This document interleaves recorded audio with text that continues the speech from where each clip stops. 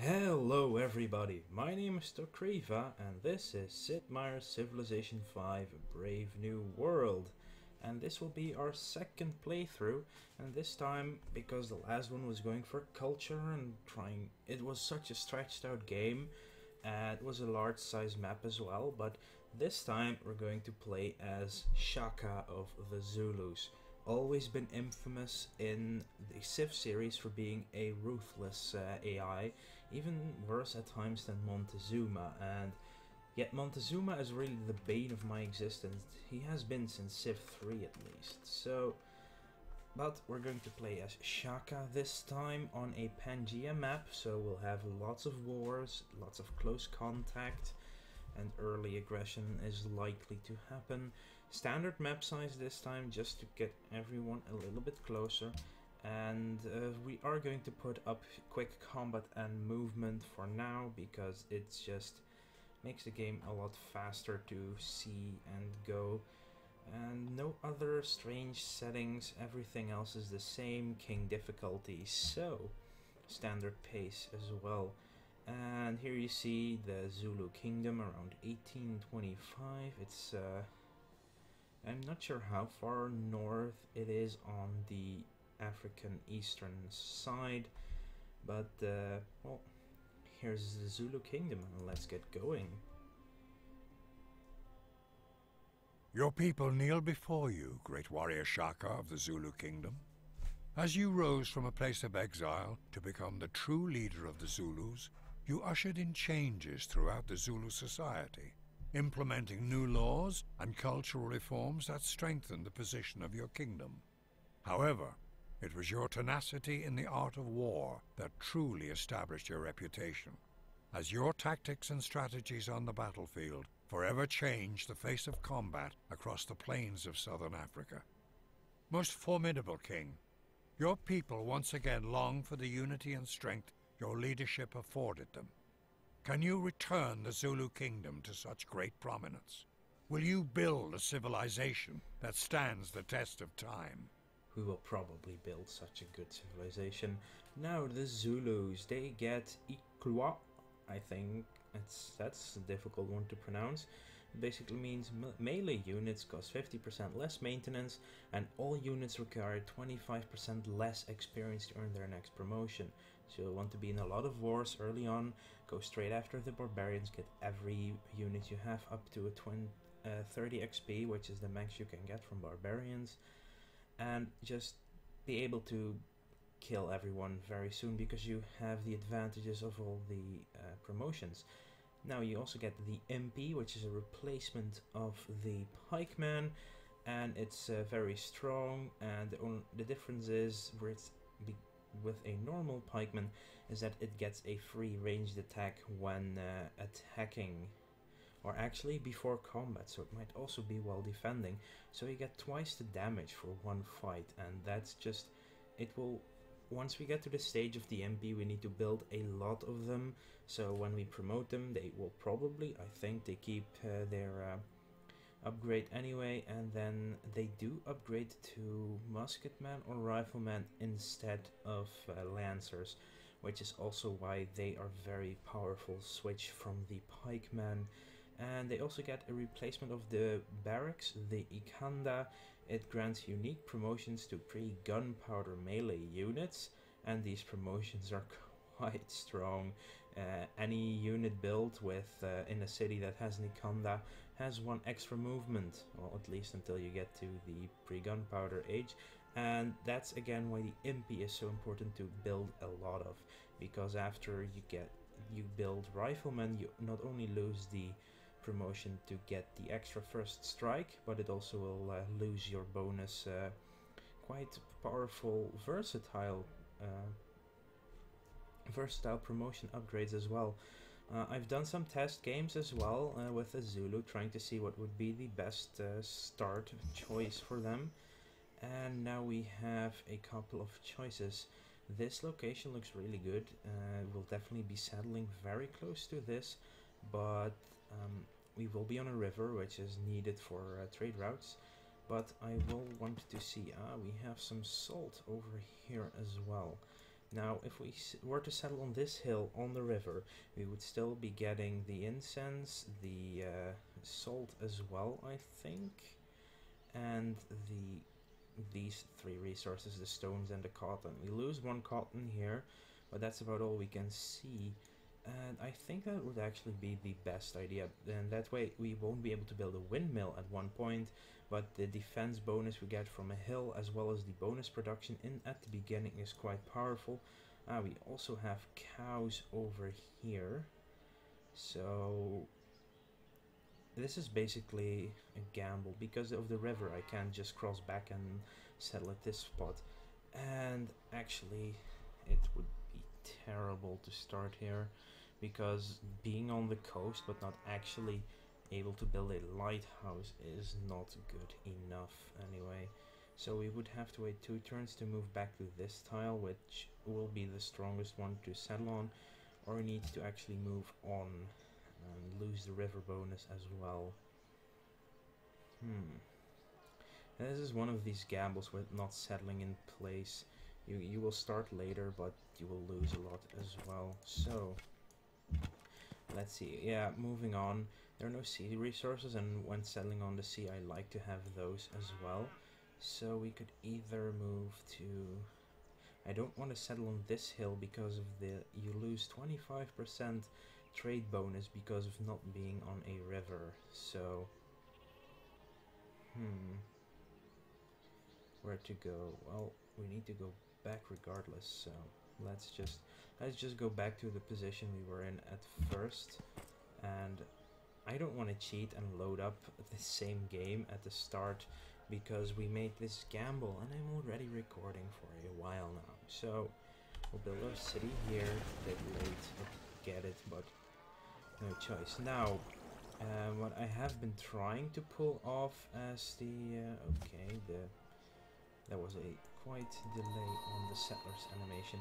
What I've been trying to do as the Zulu is get to the point where you can build a great library and get the National College after, while still only on one city, which is quite a favorable opener that I've heard and seen people use, especially powerful in multiplayer games, if you can get that great library, of course. And settling on a hill is actually one of the most beneficial things to go that route.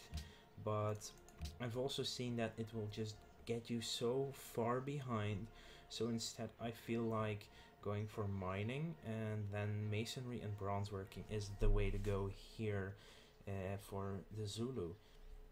Now the reason I say masonry as well as bronze working is the fact that we have 2 stone, and the stone are very strong in the beginning for the production of hammers, and you want those bonus hammers at the start quite a lot.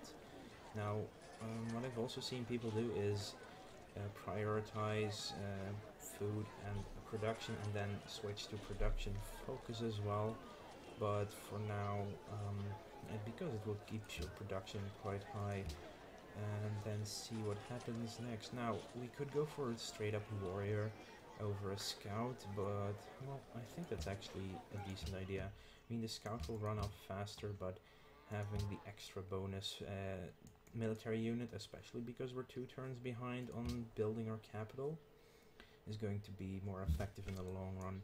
And getting rid of these barbarians that we just spawned in the worst possible yeah, that was the worst possible choice for encampment luck. Well, now we're going to cross this river, I believe. Nothing important. Vidunderligt! En ny udfordrer. Harald Blåtand byder dig velkommen til sit land. Yes, Harold Bluetooth of Copenhagen. I will gladly take your city quite soon. So let's keep exploring, and apparently he didn't go north, which is good for us. So we'll get our first choice of this nice ruin. We get a free spearman and find the Grand Mesa, and some really sneakily tucked away truffles on this side. And there are more truffles here. Probably Denmark going to get them quite fast, but I do want to try and settle a city over here so we get the salt, the sheep and the fish bonus, as well as a defensive area against Denmark as well. We do want to attack them early, but they did get the chance to settle on a hill.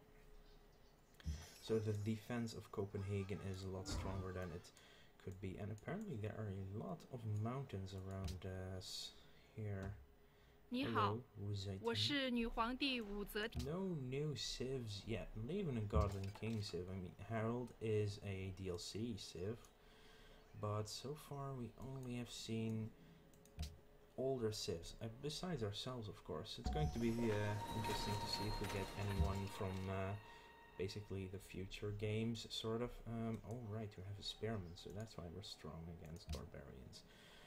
We've grown to 2 and decided to put it on the hill. Now, if I switch it here, it will take 23 turns, and the monument is only 1 turn longer.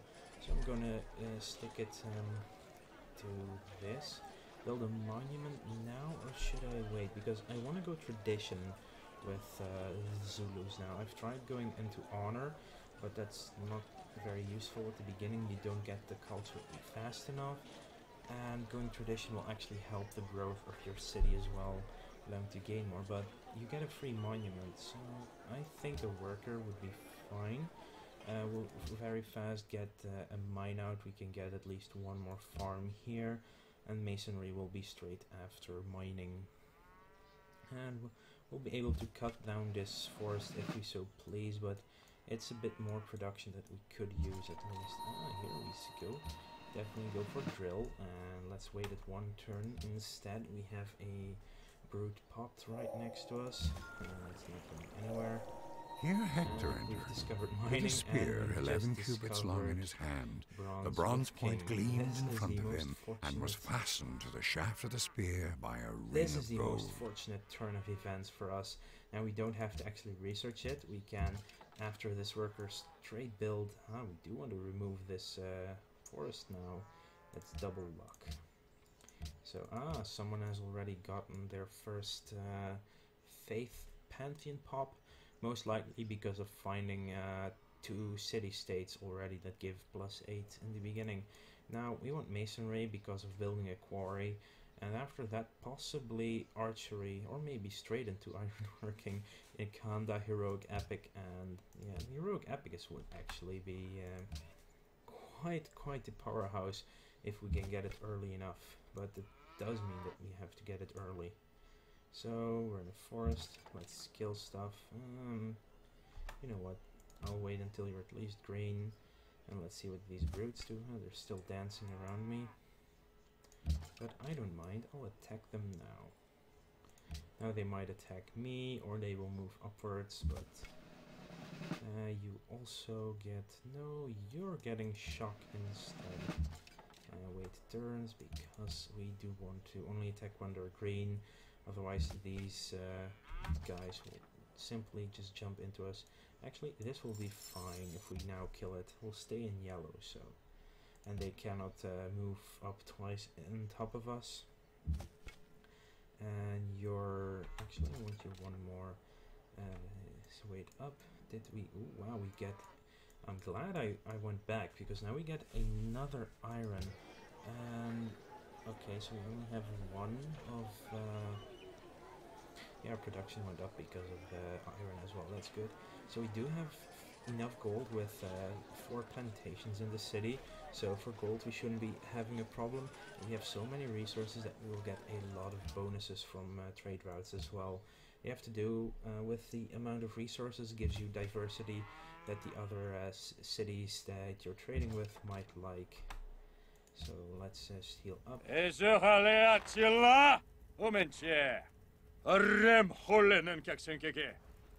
Okay.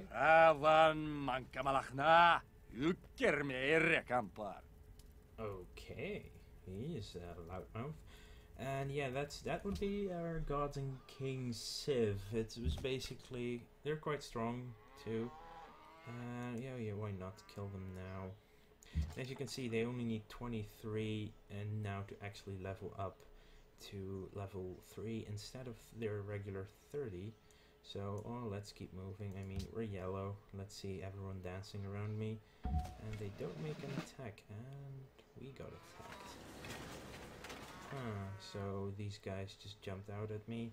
22 hit points. We should be able to survive that if we go into the forest. And it would take them longer to get through it. So that should be okay.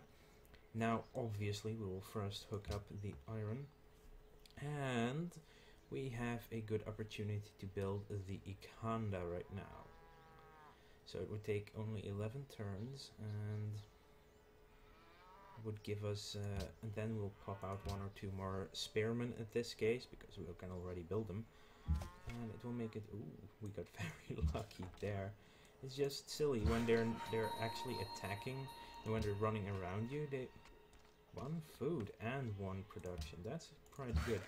And chop down a forest, so in 3 turns we get a big boost to our Ikanda. Very good as well. And so yeah, when these barbarians are dancing around you, they only move 1 square.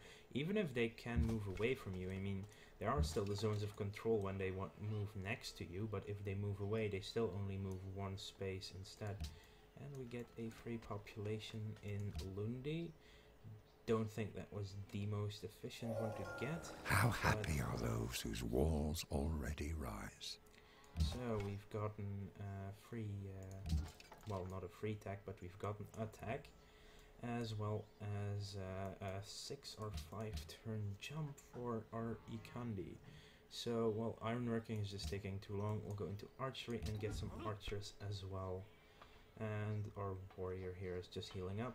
We have 88 shiny, and that's not a lot, but most of this shiny in the beginning you only get from trade routes. And anyway, so I'm not too worried.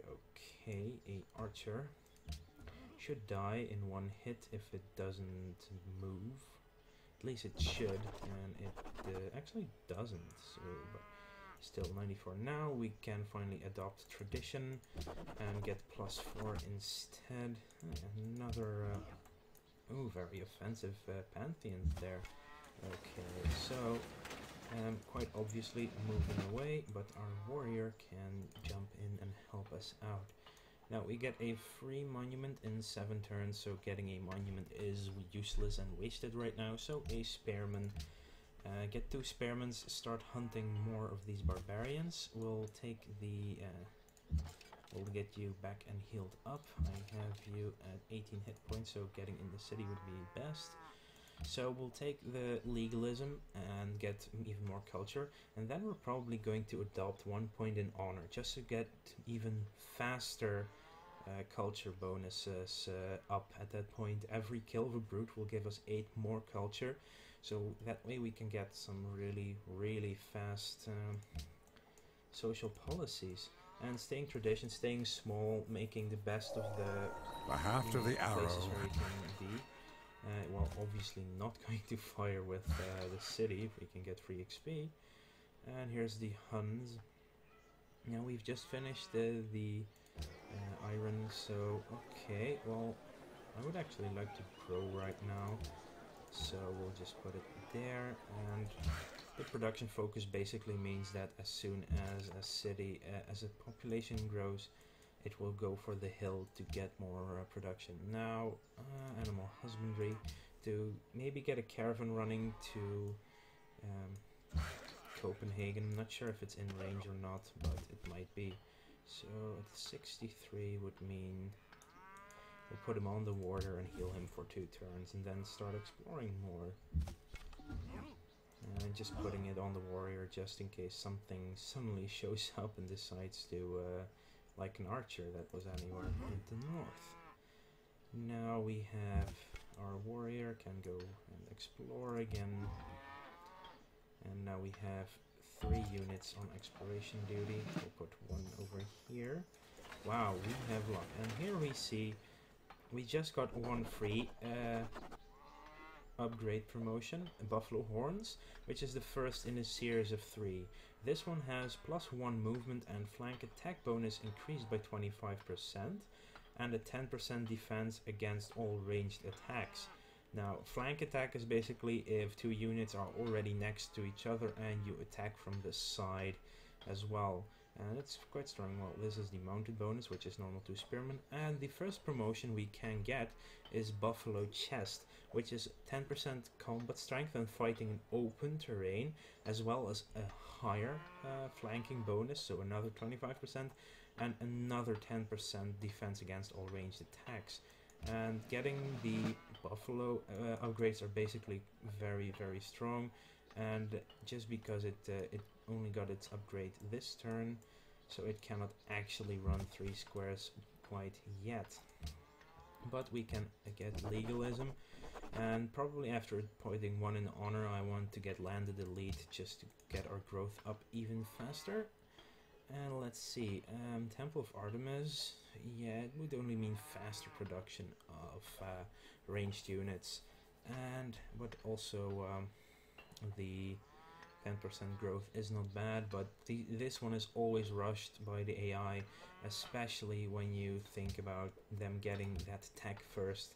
Archery, if they get archery, then they're like, hey, I can build this, let's build it. So let's keep exploring.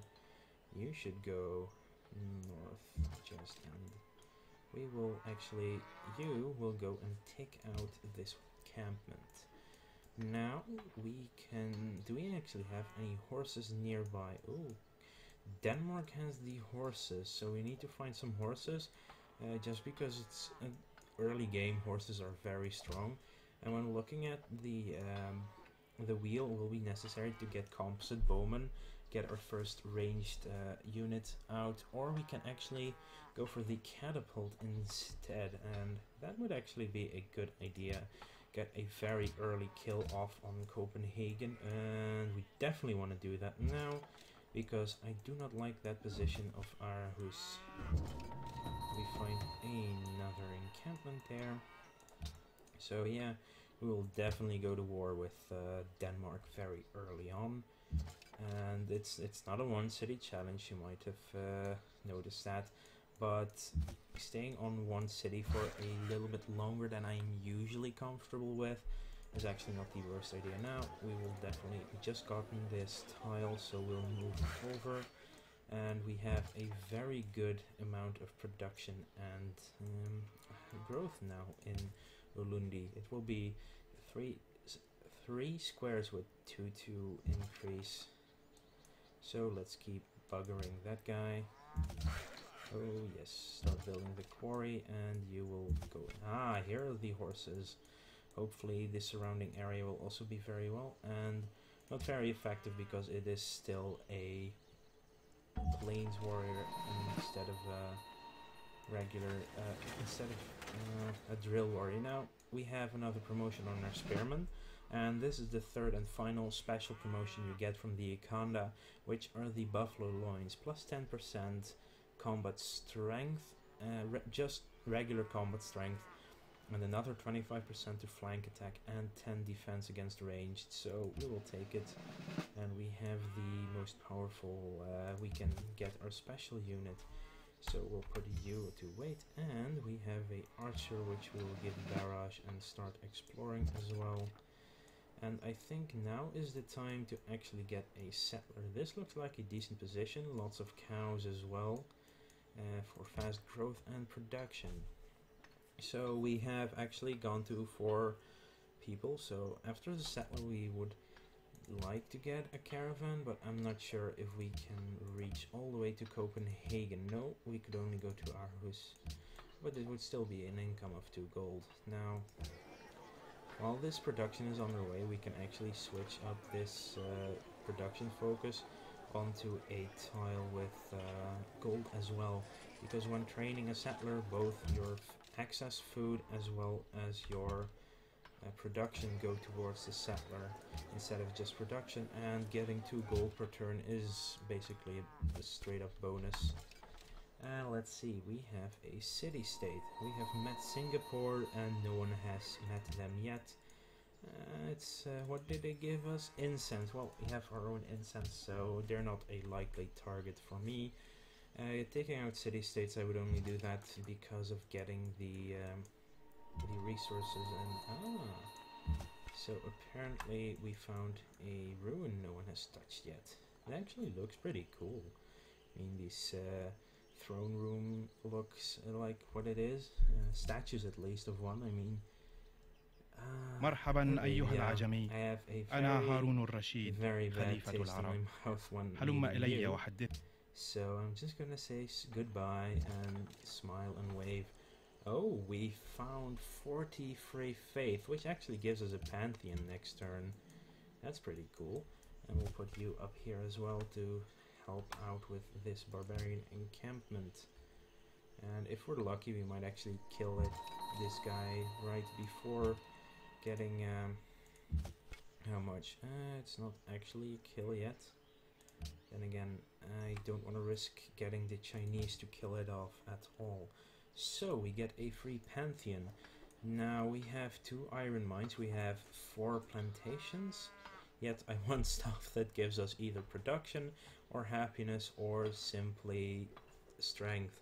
And so we've already lost oh hello, plus 30 heal per turn if adjacent to a friendly city.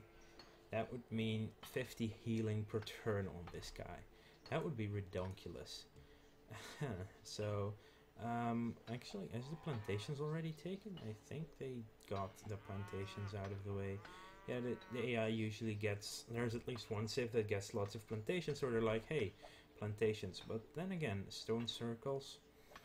Yeah, but I don't want to play the faith game. Now, if I had one of the natural wonders that gave lots of faith, then it would be a decent strategy to take that city and then get so much faith that you can basically build an army that way. That's quite useful.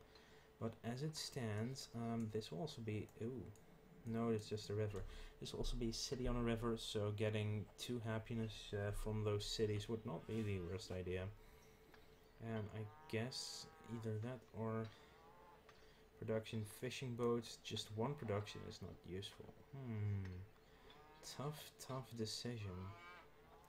Yeah, when you got a natural wonder that gives lots of faith, then getting the +4 more faith from them, you can get one of them. I think it's Mount Sinai from +8 to +12 just with this pantheon. Then 12 faith per turn in the early game is overpowered.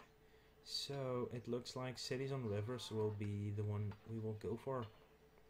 I don't see anything other that's useful. I mean, somebody else already took the ranged strength, which would have been my preferred one, because I assume we will get attacked quite heavily at one point in this game. Wisdom and virtue. So time to head for the... Oh, what's this? That's the Huns, isn't it? It's the Huns territory. So let's kill off this encampment for extra gold. Oh, how silly of me. I should have first adopted honor to get the bonus culture. That's a silly mistake, and it's only 8 this time. So it could have been worse. I mean, it could have been a lot worse. Yeah, sure, attack. You can attack now. So yeah. Did that just really happen? Ooh, we're going to war so early. It's going to be me against the world. Now, as you can see, we got another iron square. So, Settler's still busy, so I'm still good with the extra gold. I mean, if we switched over, it wouldn't change from 3 turns regardless. So, we'll put him at the iron, and we're very pissed at the Huns right now.